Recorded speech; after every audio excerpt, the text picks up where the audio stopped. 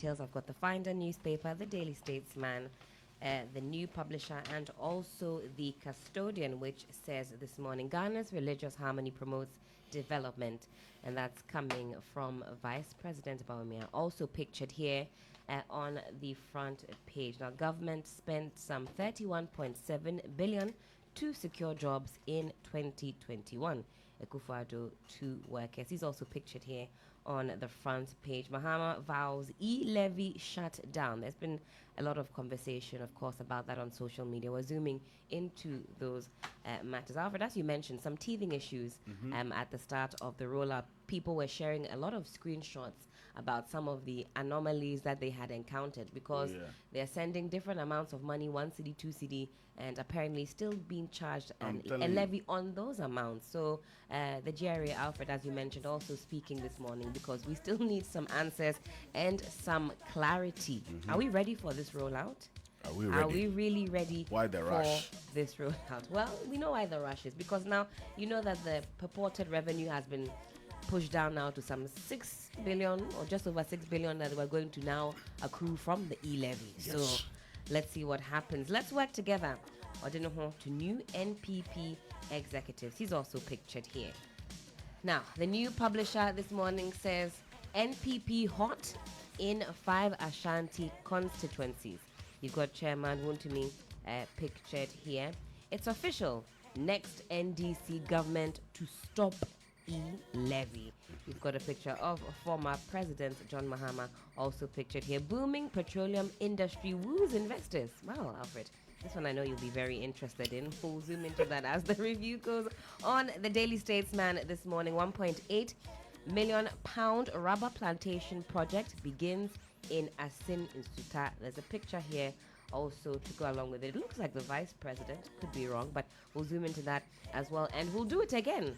President calls for support to sustain the rebound of the economy. The economy has to rebound, Alfred, because but the rebound, I don't know. The rebound is shaky. Some way. Let's maintain our religious harmony, Dr. Bawumia again. And lastly, the Finder newspaper says direct negotiations for oil blocks starting soon. Dr. Adam, government organized labor to discuss unemployment and insurance benefit. Progressive religious leadership driving Muslims and Christians harmony.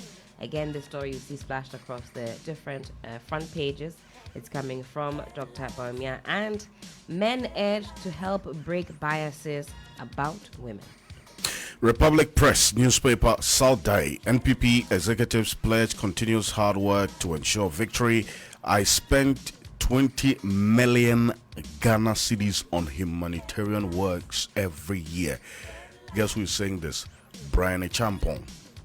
You know Brian Champong? He says he spends 20 million Ghana cedis on humanitarian works every year. Obviously, this is not from the MP's common fund because the member of parliament for Abetifi constituency, the 20 million is more than what you get in the common fund, the MP's common fund. That's right. So, questions, of course, as to where this amount of money is coming from. And it's something that we've echoed many times on this show, that you should be concerned about figures like that being bandied around and also the source. So if he says that 20 million and then the person is using their personal funds for public goods, the execution of public goods, what's the benefit? Because there's no free lunch anywhere. That's obviously not in politics, at least especially in not this country. In politics. But well, there you have it. Africa needs economic freedom to develop, and POS director is here talking about that one. Sack Oforiata. I'm sure you didn't have this in any of the papers. Mahama tells Akufo-Addo. Former President John Mahama is asking President Akufo-Addo to sack the Minister of Finance, Ken Oforiata, for his poor handling of the country's economy.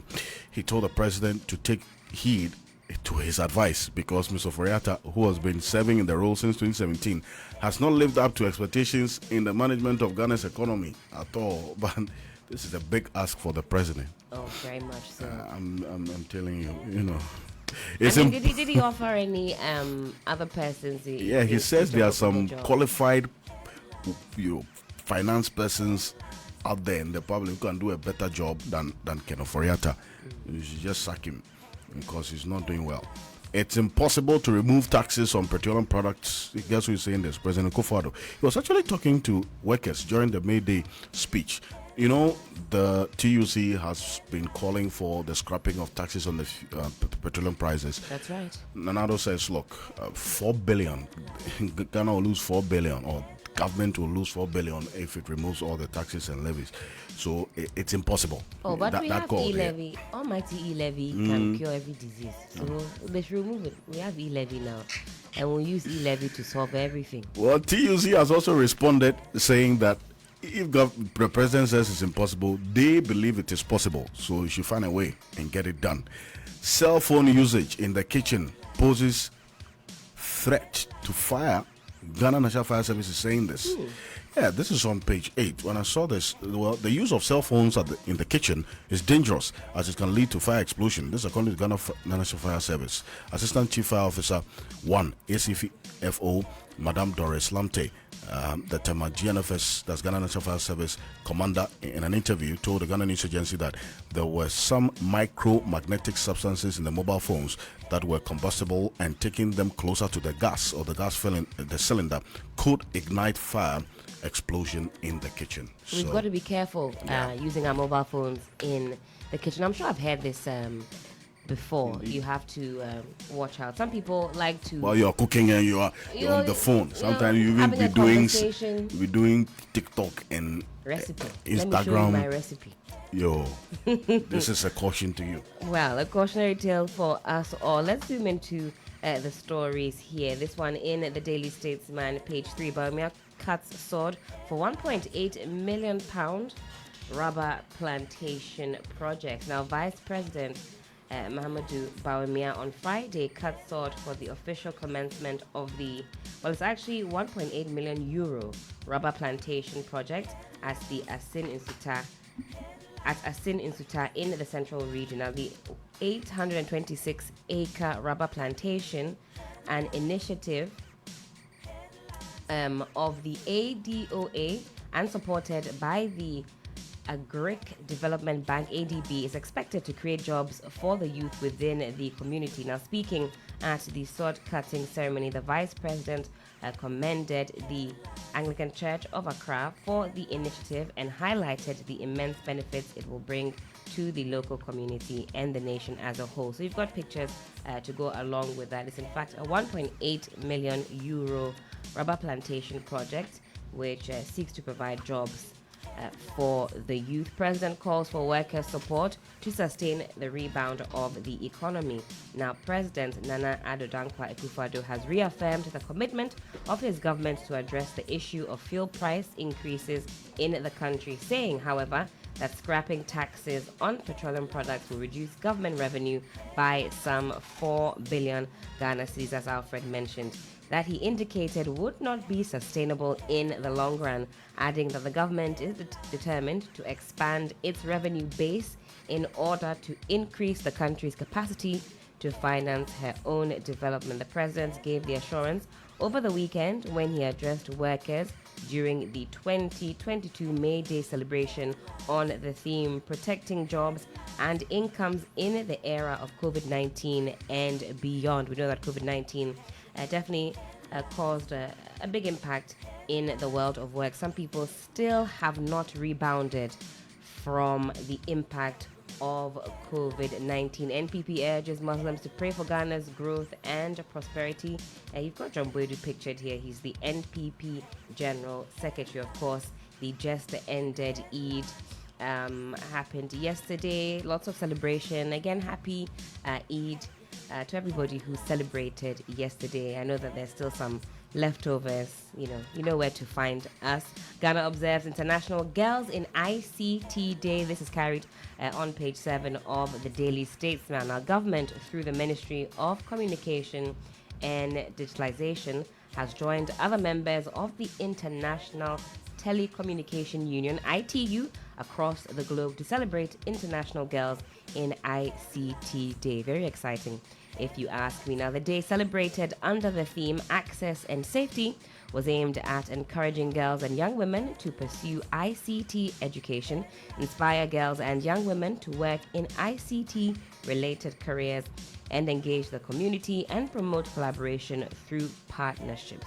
Now, Communications and Digitalization Minister Ursula Owusu-Ekufo, in a speech to mark the day in Accra, said since the launch of the Girls in ICT Initiative in 2012, Ghana had been taking advantage of the opportunity to train young girls at the basic, secondary, and tertiary level to enhance and direct attention to ICT-related careers, reduce the barriers to creating access, and improving online safety. She added that since 2018, government had chosen to celebrate the Girls in ICT program throughout the year by ensuring that it is organized in the various regions of Ghana on rotational basis as a way of introducing more girls across the country to the wonders of digital technology. And that's where we find ourselves, that the world is in the throes of technological development. So we're celebrating, girls in ICT.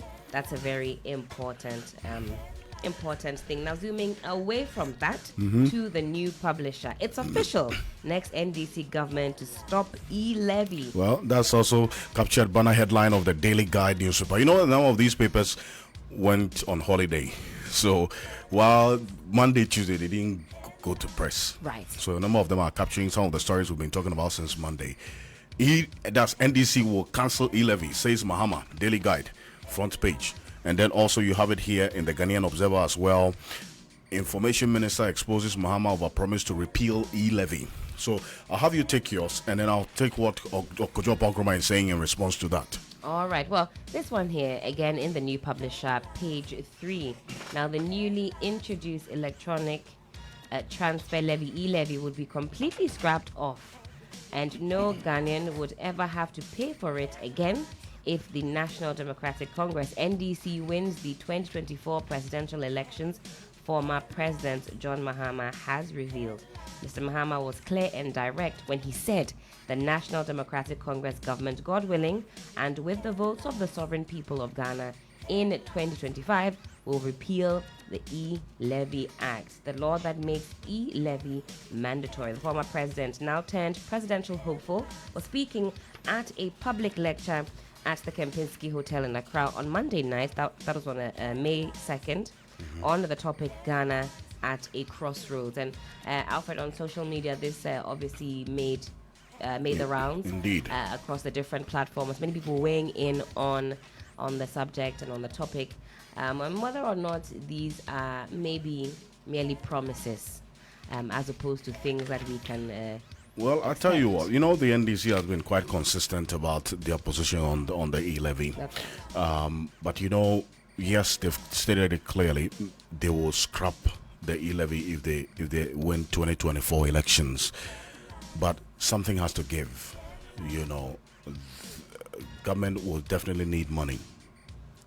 So the other alternatives that they have been talking about, we should be paying attention to it beginning today, because if e-levy is scrapped, and for instance, they have to look at plugging the loopholes, which you and I have been talking about. Right. Auditor General says 12.8 billion we lose every year. That process of plugging the loopholes, it's a process. It's not an event. So it has to start now for us to be able to reap the results in the next 1-2 years ahead of us. That's where my concern is. State-owned enterprises posting losses of 5.2 billion cedis every year. This is according to the Deputy Finance Minister. Some of them don't even file their reports, yet we keep giving them money. While you are away, we got to know the salaries of some of the state-owned enterprises, CEOs. Humongous, gigantuan. I saw that because of the reaction. I'm telling Some you, of the allowances that are attached to it. I was confused reading into it. They have satellite TV allowance. I saw 500 Ghanaian cedis. A clothing allowance. Yes. Even. Yeah, and even some of them have button allowance when your button removes from the shirt. Yeah, but Information Minister Kojo Ponkroma says the record of the former president shows that he will not repeal the e-levy as he has promised if he comes to power. Well, the man says he will. Now, Ponkroma says per his record he won't. So look, what we'll do is just a matter of time. Let's see what happens. Yeah. Well, let's see what happens. GRA to address issues associated with the e-levy implementation tomorrow. Alfred, that's also very hot on our radar. We are listening to a number of you, monitoring what the socials are saying. Some of you posting screenshots of various anomalies as concerns the implementation of the e-levy. Some things not sort of making too much sense in terms of certain deductions that have been made. But the Ghana Revenue Authority will later this week field questions from multiple stakeholders regarding issues that have come up following the implementation of the electronic transfer levy, that's the e-levy to you and I. Now that's according to the Ghana Chamber of Telecommunications. This comes on the back of numerous complaints about alleged unjustified deductions from people's accounts, along with other complaints following the implementation of the e-levy. Now, speaking to City Business News on steps to deal with the issue of misinformation and a lack of understanding about the e-levy, CEO of the Telecoms Chamber, Dr. Ken Ashbe, said a comprehensive education campaign is underway to improve the level of understanding of the levy. And this is important, Alfred. Education, so that we all understand the e-levy. I went out yesterday for a meal and decided to pay via mobile money. I didn't have any cash on me. Now, the waiter indicated at the time that, oh, you add the e-levy. I said, well, this is the amount you've given me to pay. I pay the e-levy on my end. I'm paying the amount to you. I don't have to pay for when you are withdrawing. So the waiter was very confused, and he had to call the owner, and the owner said, of course they don't have to pay that e-levy. Absolutely. But if I had not insisted, I would have... Imagine how many people who would have wrongly paid because they don't have an understanding. And you're right. The education and sensitization ahead of this was poor. We were doing town hall meetings, talking down to the people instead of with the people. Okay, because the burden of the tax is on the sender and not the receiver. So if I send you something, okay, if you're going to withdraw it, you don't have to pay any levy. You still pay just the service charge. Now the telcos are saying they've reduced the 1% service charge to 0.75. And then also, just so you know, for instance, if I'm sending you 100 CDs, and these are some of the things we'll talk about, so stay with us on the show. If I'm sending you 100 CDs, and in most cases, when I'm sending to my grandmother in the village, I'll add the withdrawal charge of 1 CD. That's right. So I'll say send 101.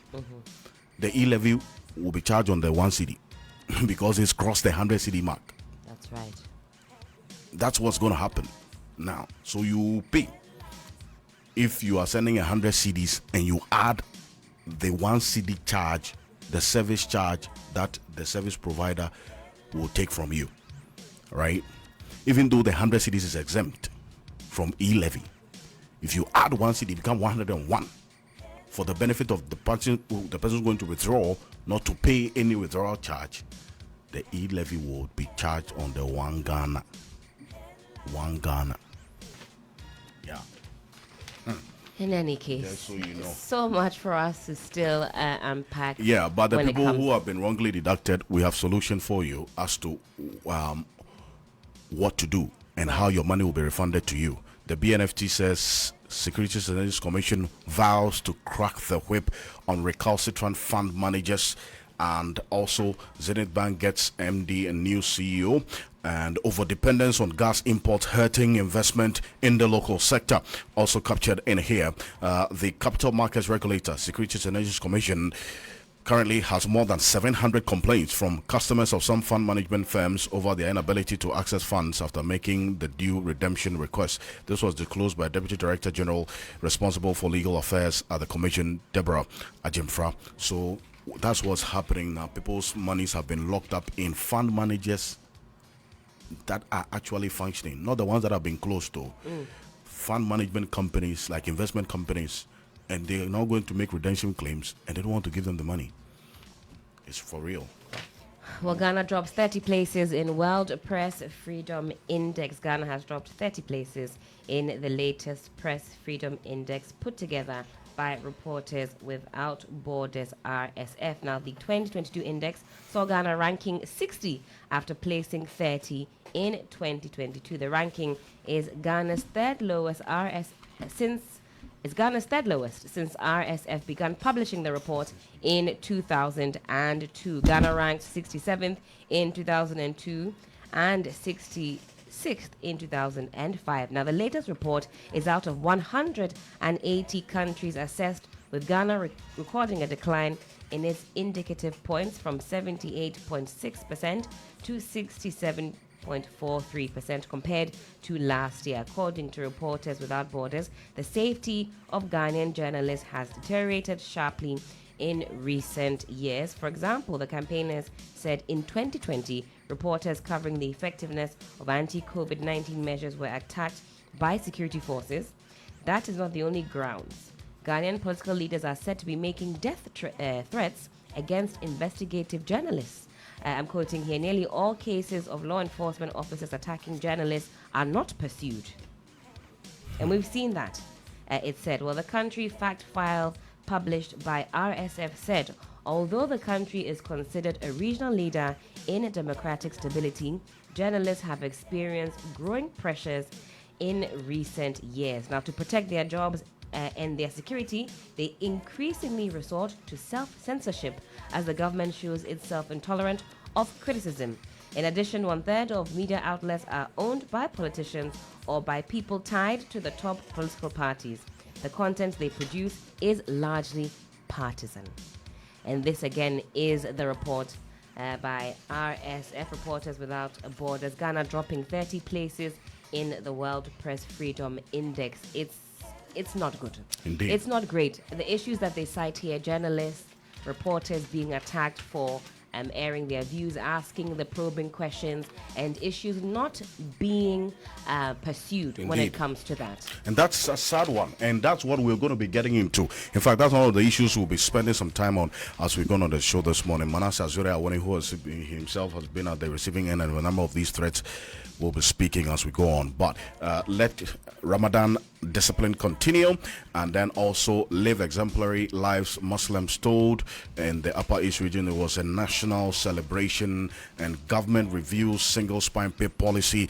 As in the daily graphics, single spine pay policy worsens salaries according to the TUC, and the vice president rallies religious groups to strengthen ties. And it says Ghana is indeed a beautiful country with our religious tolerance as we are enjoying in the country as we speak. And you have the debt to GDP and others as we get into the world of business now. Yes, so the BNFT has a number of stories. This one here from the Business and Financial Times. Debt to GDP ratio down to 76.6% on improved economic growth figures. Now, following the higher than projected gross domestic product GDP figures announced by the Ghana Statistical Service, GSS, key economic indicators, which are expressed as a ratio of GDP, will be adjusted accordingly. Now, the Ministry of Finance has announced the Statistical Service in its provisional 2021 fourth quarter and overall 2021 annual GDP data, which was released on April 20th, 2022, showed that real GDP recorded a 7% appreciation in the final quarter of 2021. Now, this is against the 4.3% growth seen in the similar period of 2020, with non-oil real GDP in the fourth quarter of 2021 rising by 7.6% compared to 5.7% for the same period in 2020. Now, consequently, the Ministry of Finance, in a communique, said the nation's debt to GDP ratio had been revisited downward from 80.1% to 76.6% for 2021. Now, for 2020, the stock has also been amended from 76.1% to 74.4%. A development the fiscal authority says is further communication that the rate of debt accumulation has slowed to pre-pandemic levels. Of course, we're all hoping for that to keep improving. Over-dependence on gas imports hurting investment in local sector. Now, investment into local gas resources could be severely affected by over-reliance on imported gas, says the Africa Center for Energy Policy, ACEP. Now, it said local gas remains the most competitive option to unlock many benefits for the country, but added that high dependence on imports poses a real threat to development of the domestic sector. The decision to import gas has implications for how much investment Ghana can attract for domestic production and the country's ability to optimize existing infrastructure, which is contrary to the communicated capacity of domestic sources by the operators. Tullow Oil, NENI, the energy think tank, said in a report. And lastly, this story here again in the BNFT, SEC vows to crack the whip on recalcitrant fund managers as over 700 redemption complaints are currently before it. Now, the capital markets regulator, the Securities and Exchange Commission, SEC, currently has more than 700 complaints from customers of some fund management firms over their inability to access funds after making the due redemption request. Now, this was disclosed by the Deputy Director General responsible for legal affairs at the Commission, Deborah Ejimfra, while making submissions on the topic enhancing investors' confidence, critical vehicle for driving economic growth.